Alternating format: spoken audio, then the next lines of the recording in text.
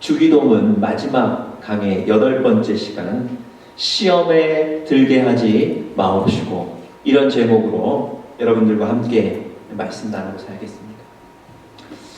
우리가 살면서 많은 사람들과 관계를 맺고 사는데요, 그 중에 어떤 분들은 변함없이 일관된 분들이 계십니다. 또 한편 어떤 분들은 상황이나 조건에 따라서 자주 변하시는 분들이 계십니다. 여러분, 일반적으로 우리는 이 변함없는 분들 보면요, 마음이 안정이 되죠. 편안함을 느끼게 됩니다. 그래서 그런 분들 뵈면 나도 모르게 내 마음을 열어서 내 속 얘기를 하기도 합니다. 그런데 역으로 자주 변하는 분들을 보면 안정이 아니라 불안, 불편을 느끼게 됩니다. 제가 어렸을 때 동네 친구 집에 자주 놀러 갔는데요, 그 집에 놀러 가면 그 친구 엄마가 덕모 왔냐고 인사도 해주시고요, 잘 왔다 그러시고요, 재밌게 놀다 가라 그러시고요, 웃어주셨어요. 그래서 아마 제가 그 집에 더 자주 놀러 갔던 것 같습니다.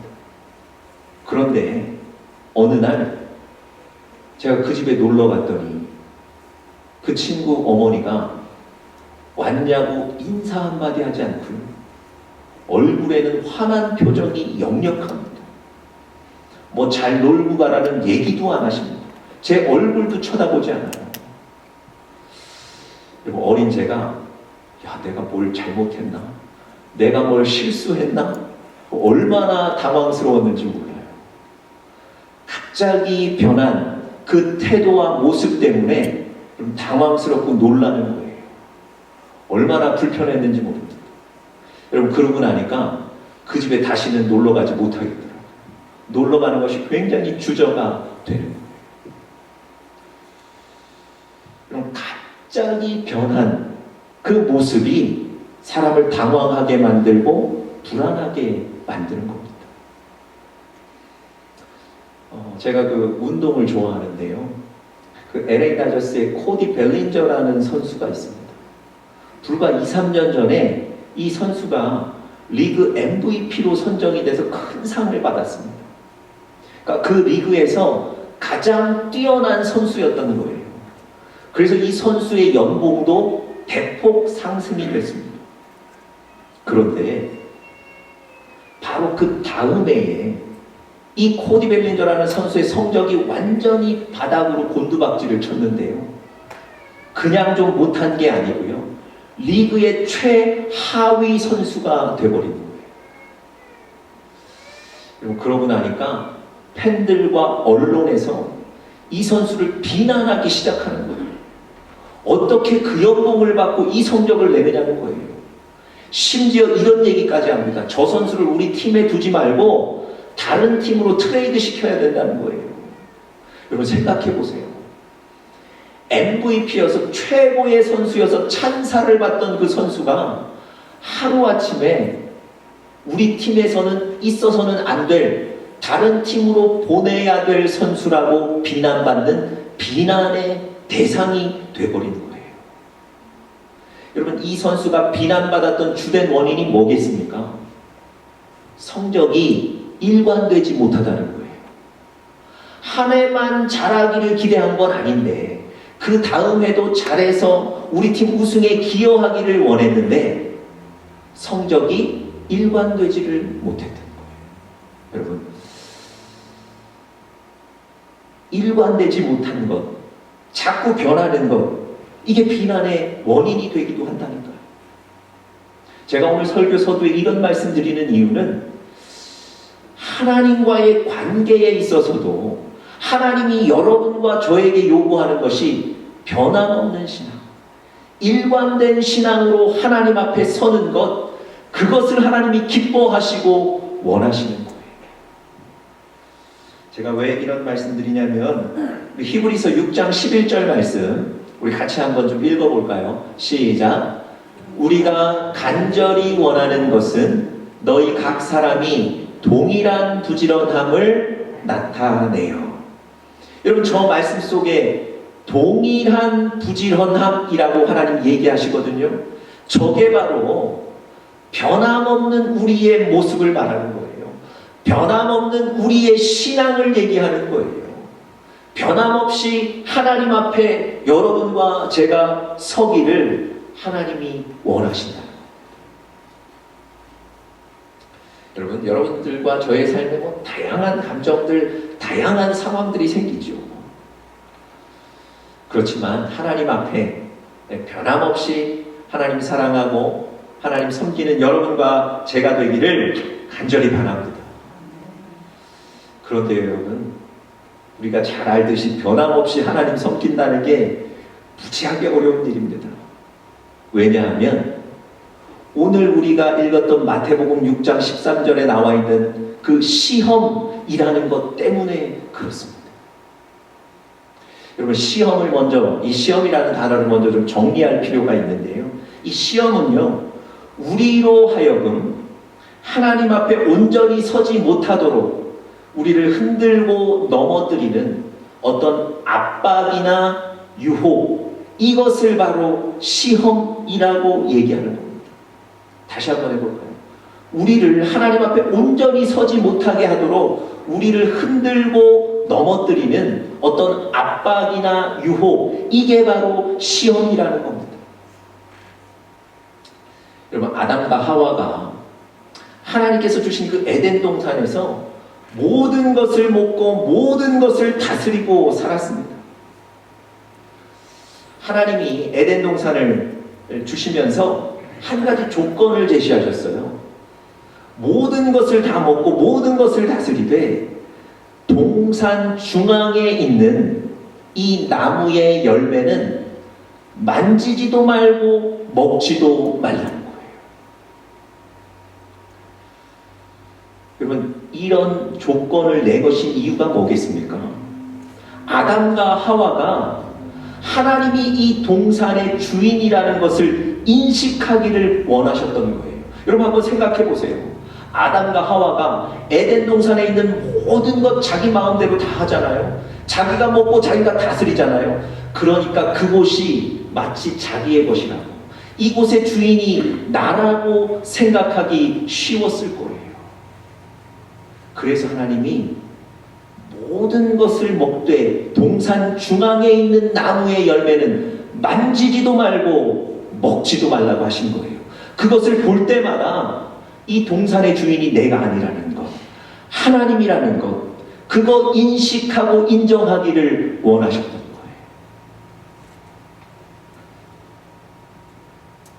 여러분, 처음에는 아담과 하와도요, 하나님의 제안에 동의했습니다. 그 나무 볼 때마다 절대 먹지 않았어요. 그 나무 볼 때마다 하나님의 명령을 생각했습니다. 그런데 어느 날 뱀이 찾아와서 이렇게 제안합니다. 야, 너 맨날 하나님이 주는 것만 먹지 말고 우리가 하나님이 돼버리자. 그럼 이거 귀가 솔깃한 제안 아닙니까? 여러분, 이 제안을 이루기 위해서, 하나님이 되기 위해서는 저 동산 중앙에 있는 나무의 열매를 먹으면 된다는 거예요.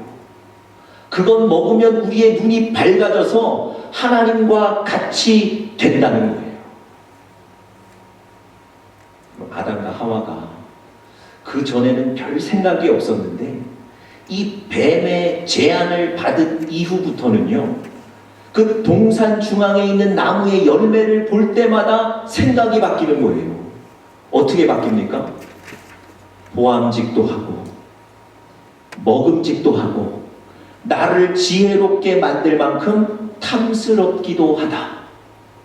여러분, 이전에는 전혀 그런 생각 안 했거든요. 그런데 그 제안을 받은 이후로는 보암직, 먹음직, 탐스럽직 했다는 거예요. 여러분, 결국은 아담과 하와가 그 동산 중앙에 있는 나무의 열매를 먹었어요. 그럼 그들이 어떻게 됐습니까? 그들이 죄를 깨닫고, 성경에 보니까 하나님의 얼굴을 피하여 숨었다고 얘기합니다.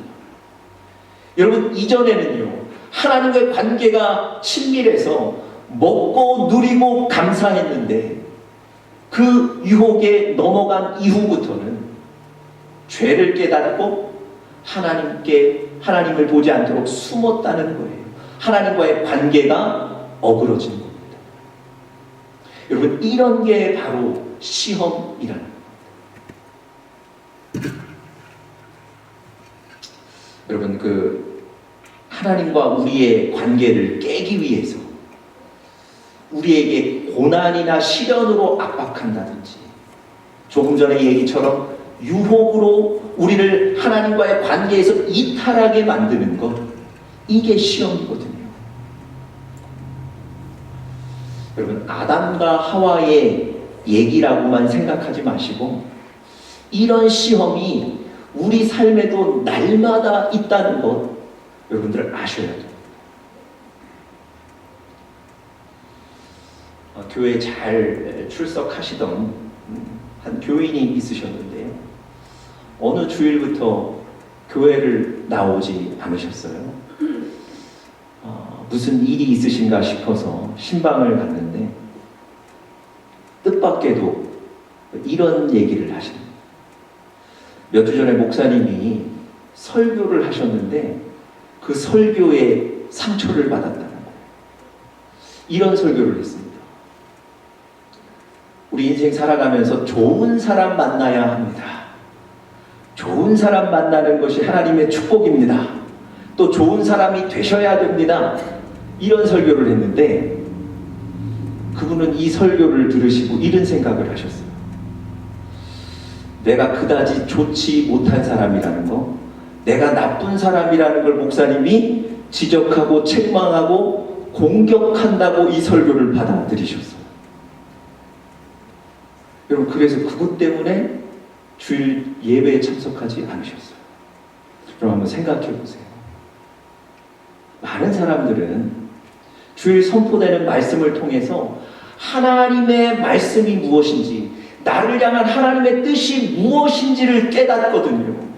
그래서 영적인 힘을 얻는 그 설교 말씀 가운데 어떤 분은요, 그 말씀 가운데도 상처를 받고 시험에 빠질 수 있는 거예요. 그럼 제가 신학 대학원 다닐 때 같이 공부하던 동료 7, 8명과 일주일에 한 번씩 만나서 소그룹 모임을 했습니다. 그분들과 함께 기도의 제목도 나누고, 또 각자 사역하던, 교회에서 각자 사역하던 일들이 있었기 때문에 뭐 사역이 어려운지 또 성과가 있는지 서로 얘기 나누고 격려하는 뭐 그런 모임이었습니다. 어느 날 그 7, 8명이 모였는데요. 그 중에 한 분이 아주 심각한 얼굴을 하더니 이런 얘기를 하시는 거예요. 내가 사실은 음란 사이트의 유혹에서 빠져나오고 있지 못합니다. 나를 위해서 좀 기도해 주십시오. 그럼 아마 듣던 나머지 사람들이 깜짝 놀랐을 거예요. 여러분, 그분도 사실은 동일하게 하나님께 인생을 드리고 헌신하겠다고 신학교에 결단하고 오신 분이세요. 하나님 말씀 공부하고 어떻게 하면 이 하나님의 말씀을 전할 수 있을까 고민하던 분이시라고요. 그런데 그분이 내가 이 음란 사이트에서 빠져나오지를 못하고 있습니다. 진지하게 얘기하시는 거예요. 그것도 시험이죠. 그런 유혹이 있다는 거예요. 여러분, 여러분과 저의 삶은 이 시험과 동떨어져 있지 않습니다. 우리의 삶도 시험 주위에 있다는 거예요. 여러분, 이렇게 시험을 당하고 시험에 빠지기 쉬운 게 여러분과 저입니다. 여러분, 우리가 강한 듯 보여도요, 사실 말 한마디에 상처받고 말 한마디에 마음이 상하는 게 우리예요. 여러분, 그래서 오늘 주기도문 마지막에 예수님이 시험에 들지 않도록, 악에서 이기도록 기도하라고 여러분과 저에게 가르치신 거예요.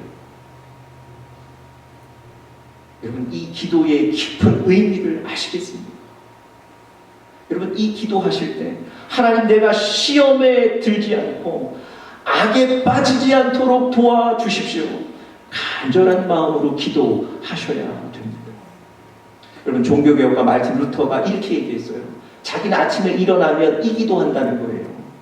하나님, 오늘도 시험에 들게 하지 마시고 악에서 나를 구해 주십시오. 아침마다 이 기도한다는 겁니다. 여러분, 그에게도요, 이 기도가 꼭 필요했던 거예요. 여러분, 우리도 늘 이 주기도문을 통해서 시험에 들지 않고 악에서 나를 건져 주십시오. 간절하게 기도하셔야 합니다.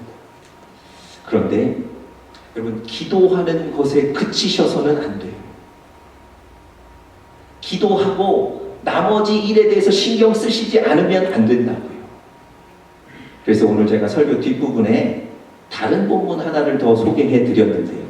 그 역대하 20장 본문을 통해서 과연 우리가 이 시험에 들지 않고 악을 이기는 성경적인 방법은 무엇인가를 세 가지로 좀 나누면서 우리가 정말 저 기도와 함께 성경적인 방법으로 승리할 수 있게 되기를 간절히 바랍니다. 우리가 시험에 들지 않고 시험에 악에서 이기는 성경적인 방법 세 가지를 제가 좀 소개해 드릴 텐데요. 첫 번째 방법은 하나님을 찾는 일에 익숙해야 한다는 것입니다. 다시 한번요. 하나님을 찾는 일에 익숙해야 합니다.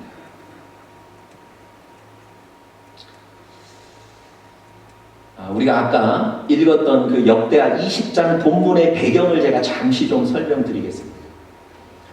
암몬과 모압이라는 두 나라가 연합해서 여호사밧이 다스리고 있던 유다를 공격해 오고 있는 장면입니다.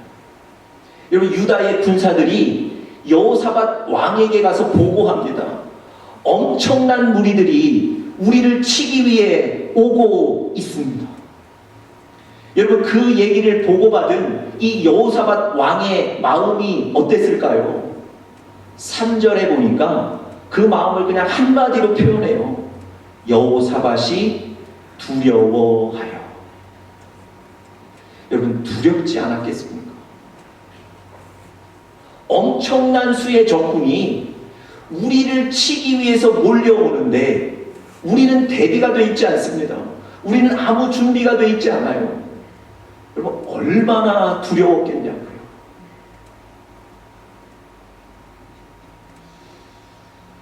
여러분, 이 여호사밧과 유다는 전혀 이런 전쟁이 있을 거라고 상상하지도 못했습니다.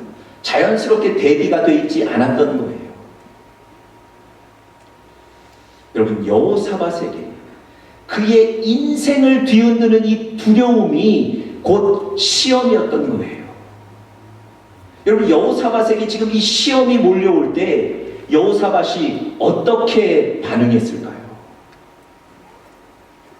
여러분, 3절 바로 이어지는 구절에 보니까 이렇게 되어 있습니다. 여호사밧이 두려워하여 여호와께로 낯을 향하여 간구했다. 여러분, 우리의 생각과는 좀 다른 반응이 나와 있어요. 여호사밧이 두려워하면 어떻게 할 수 있겠습니까? 절망해서 포기할 수 있겠죠. 절망해서 분노할 수 있겠죠. 아니면 도망갈 수 있지 않겠습니까? 그런데 오늘 성경에 보니까 여호사밧이 두려워하여 어떻게 했다고요? 여호와께로 낯을 향하여 간구했다는 거예요. 여러분, 그 두려운 가운데 여호사밧은 하나님을 찾았다는 거예요. 그 두려운 가운데 다른 것 생각하지 않고 하나님 앞에 엎드렸다는 겁니다. 이것이 바로 여호사밧과 유다를 이기게 만들었던 거예요. 여러분, 사람들은요, 자기에게 익숙한 방법으로 상황에 대처하게 돼 있습니다.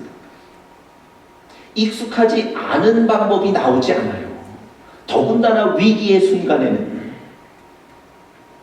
여러분, 이 여호사밧이요, 자기의 인생을 뒤흔드는 이 두려움 가운데 즉시로 낯을 하나님께 향하여 기도했다는 것, 이건 무슨 얘기냐면 여호사밧이라는 사람은 하나님 찾는 데 익숙한 사람이었다는 거예요. 실제로 제가 성경을 보니까 이 여호사밧이라는 사람은 하나님의 능력을 이미 경험했던 사람이에요. 여러분, 전쟁에 나갔는데 큰 죽을 위협을 받습니다. 그때 이 여호사밧이 하나님께 소리 질렀다 그랬어요. 하나님께 크게 간구한 거예요. 그때 하나님께서 그 전쟁 가운데 여호사밧을 건지셨다고 얘기합니다. 또 여호사밧이 처음 왕의 자리에 올랐을 때 나라가 불안정하고 주변의 강국들의 위협이 계속되고 있었습니다. 그때 여호사밧이 사람 의지하지 않고 하나님이 기뻐하시고 하나님이 원하시는 그런 일들을 하고 하나님을 붙잡았다고 성경이 얘기하거든요. 여러분, 그 결과 어떤 일이 벌어졌냐면 하나님이 주변 나라와 주변 나라의 왕들의 마음속에 이 여호사밧을 두려워하는 마음을 넣어주셨다는 거예요. 여러분, 여호사밧을 두려워하는데 어떤 왕이, 어떤 나라가 여호사밧을 공격할 수 있겠습니까? 여러분, 여호사밧은요, 이미 어떤 순간에도, 특별히 어려운 그 순간에 내가 하나님 찾았고 하나님이 나를 건지셨다는 이 경험을 했던 사람이에요. 그래서 거기에 익숙했던 겁니다. 여러분, 여러분과 저도 마찬가지예요. 어떤 순간에, 어떤 시험의 순간에 하나님을 먼저 찾는 여러분과 제가 되기를 간절히 바랍니다. 하나님을 찾는데 익숙해지시는 여러분과 제가 시험을 이기게 되는 거예요. 자, 두 번째고요. 시험을 이기는 성경적인 방법 두 번째는 내 연약함을 인정하는 겁니다. 나의 연약함을 하나님 앞에 그대로 인정하셔야 됩니다. 여러분, 여호사밧이 그 위기의 순간에 낯을 하나님께로 향하고 간구했다, 기도했다 그러죠. 여러분, 그 순간에 무슨 기도가 나올까요? 그 두려운 순간에 뭐라고 기도했을까요? 그 기도의 내용이 12절에 나옵니다. 우리 스크린에 아까 읽었던 그 12절 말씀도 한번 좀 비춰주시겠습니까? 12절 말씀에 이렇게 기록되어 있어요. 하나님께 기도하는데 우리를 치러오는 이 큰 무리를 우리가 대적할 능력이 없고. 여러분, 그냥 살려달라고 발버둥 치는 게 아니고요. 하나님 앞에, 하나님, 저 밀려오는 군사를 대적할 능력이 나에게는 없습니다. 여러분, 제가 아까 말씀드렸던 것처럼 군사적인 준비가 전혀 안 돼 있어요. 훈련시킨 군사 얼마 없는 거예요. 수많은 밀려오는 적들을 대항할 능력이 없는 거예요. 여러분, 하나님 앞에 솔직하게 얘기하는 거예요. 하나님, 이 큰 무리를 나는 대적할 능력이 없습니다. 여러분, 더 안타까운 고백은 바로 그 다음입니다. 대적할 능력이 없고 그 다음에 뭐라고 기도하죠? 어떻게 할 줄도 알지 못하고. 여러분, 제가 다 당황스럽습니다. 이 구절을 읽으면 제가 더 당황스러워요. 아니, 한 나라의 왕이 어떻게 할 줄을 모르겠다는 거예요. 마치 어린 아이들 고백 같지 않습니까? 여러분, 이 고백 들으시면서, 이 기도의 내용 들으시면서 아마도 많은 분들이 이렇게 생각하실 수 있어요.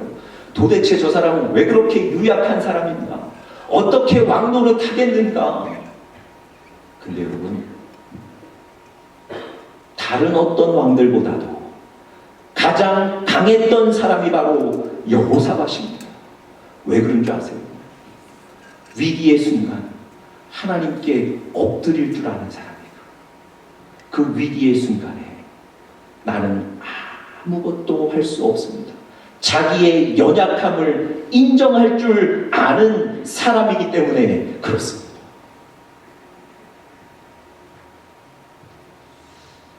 여러분, 전에도 제가 한번 말씀드렸는데요. 자동차로 사막을 달리다가 모래 늪에 바퀴가 빠진다는 거예요. 깊이 바퀴가 빠지면 그 바퀴, 그 차를 어떻게 꺼내야 되겠습니까? 여러분, 엑셀러레이터를 세게 밟아서 자동차에 큰 동력을 주면 그 차가 나올 수 있나요? 사람들이 뒤에 가서 힘껏 밀면 그 차가 모래의 늪을 나오게 됩니까? 절대 그런 방법으로는 안 된다는 거예요. 딱 한 가지 방법이 있습니다. 그게 뭐냐면 그 빠진 타이어의 공기를 완전히 다 빼는 거랍니다. 조금도 남겨놓지 않고 그 타이어의 바람을 다 빼버리면 아주 쉽게 그 모래의 늪에서 그 차가 나오게 된다는 거예요. 여러분, 나의 약함을 인정하는 것, 하나님께 나의 약함을 보여드리는 것은요, 우리 인생의 타이어에 바람을 빼는 거예요. 역으로 아직도 나는 힘이 있고, 아직도 나에게는 사람이 있고, 아직도 내 통장에는 돈이 있고, 여전히 나를 의지하는 건 우리 인생의 타이어에 바람을 빼지 않는 거예요. 하나님이요, 우리 인생의 타이어에 바람을 빼기를 기다리시는 겁니다. 여러분, 물에 빠진 사람을 빨리 구해야 되는데요, 그 사람이 여전히 힘이 있을 때는 구하기가 쉽지가 않답니다. 왜냐하면 구하러 가도 막 누르고 뭐 이런다는 거예요. 근데 그 사람이 조금만 시간이 지나서 힘이 빠지면 구하기가 용이하다는 거예요. 힘이 빠졌기 때문에. 여러분, 하나님 앞에 뭘 숨기시겠습니까? 하나님 앞에 우리의 모습 내놓지 못할 모습이 뭐가 있겠습니까? 오늘 여호사밧처럼 하나님, 나는 저 큰 무리를 대적할 능력도 없고요, 하나님, 나는 이 두려운 상황에서 어찌할 바도 모르겠습니다. 그런데 그게 끝이 아니에요. 내 연약함을 인정하면 반드시 따라오는 결과가 하나 있습니다. 그게 뭐겠습니까? 간절함은 그때 나오는 거예요. 그래서 이 여호사밧이 마지막에 뭐라고 고백하죠? 어떻게 할 줄도 알지 못하고 그래서 오직 주만 바라봅니다. 여러분, 하나님은 간절한 기도 들으시지 않으세요? 간절히 찾는 자를 만나주신다고 하셨잖아요. 내 연약함을 고백할 때 간절함은 따라 나오는 거예요. 여러분, 여러분과 저의 연약함을 고백하며 사시는 귀한 영적인 가족들 되시기를 간절히 축복합니다.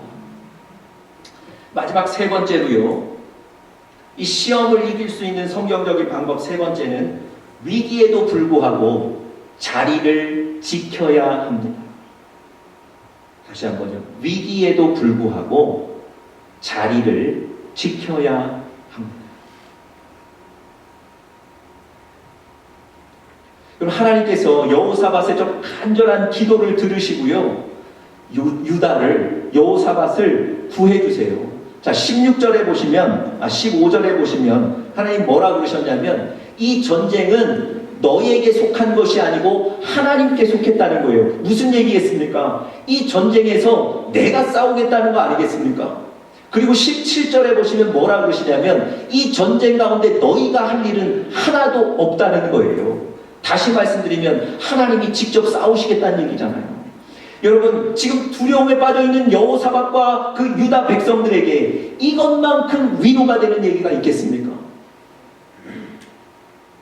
하나님께서 싸워주신다 그러고 이 싸움 가운데 승리를 약속하신 거잖아요. 여러분, 그 유다 백성들이 얼마나 마음이 좋았겠냐고요. 너희는 할 것이 없다는데, 하나님이 다 알아서 하시겠다는데.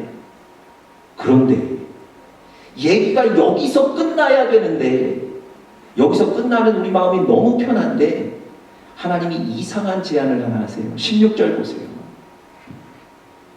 16절에 뭐라 그러시냐면, 내일 너희는 그들에게로 내려가라. 그들을 만날 것이다. 이거 무슨 얘기입니까? 전쟁터에 나가라는 거예요. 그리고 적들과 마주 서라는 겁니다. 아니, 하나님 분명히 이 싸움은 나에게 속한 것이다 약속하셨고요. 그리고 전쟁에 나가면 너희가 할 일이 하나도 없다 분명히 말씀하셨는데, 그럼에도 불구하고 전쟁터에는 나가라는 거예요. 여러분, 하나님이 약속을 하셨지만 전쟁터에 나가서 대적들 마주하는 건 대단히 두려운 일이거든요. 차라리 내가 싸울 것이니 너희는 집에 누워 있어라 이런 얘기하시면 대단히 우리의 마음이 편할 텐데 전쟁에 나가라는 거예요. 왜 그러셨을까요? 우린 할 일이 없는데 왜 나가라고 하실까요? 여러분, 17절에 보니까 뭐라고 기록되어 있습니까? 나가면 내가 너희를 구원하는 것을 볼 것이다. 다시 말씀드리면 정말 나가서 우리가 싸울 것은 아무것도 없는데요, 그 자리에 나가면 하나님이 여러분과 저를 구원하는 것을 우리가 보게 되는 거예요. 하나님의 능력을 체험하게 되는 거예요. 그래서 여러분, 그곳에 나가라고 하시는 거예요. 여러분, 여러분과 저에게 하나님이 주신 자리들이 있죠. 기도의 자리도 있고요, 예배의 자리도 있고, 헌신의 자리도 있고, 때로는 두려움의 자리도 있습니다. 지금 여러분과 저의 삶의 현장에 주신 그 두려움과 어려움의 자리도 있어요. 그런데 하나님 뭐라 그러세요? 내가 싸울 것이고 내가 너를 구원하는 것을 보게 하기 위해서 너는 그 자리에 나가라는 거예요. 그럼 왜 기도의 자리를, 왜 예배의 자리를 지키셔야 합니까? 하나님이 그 능력을 체험케, 경험케 하시기 위해서 그 자리를 지키라고 말씀하시는 거예요. 여러분, 이 말씀을 믿는 사람은 전쟁터에 나갈 수 있어요. 그런데 이 말씀에 대해서 믿음이 부족한 사람은 전쟁터에 나가기를 두려워하는 거예요. 그럼 믿음으로 하나님이 여러분과 저에게 주신 그 자리에 나가십시오. 하나님이 우리를 구원하실 거예요. 마지막으로 이 얘기만 드리고 오늘 설교 마칩니다. 느헤미야가 무너진 성벽을 재건하는데 계속 사람들이 와서 방해해요. 야, 너희가 그거 할 수 있겠어? 때로는 막 군사들 데리고 와서 위협을 해요. 얼마나 두렵습니까?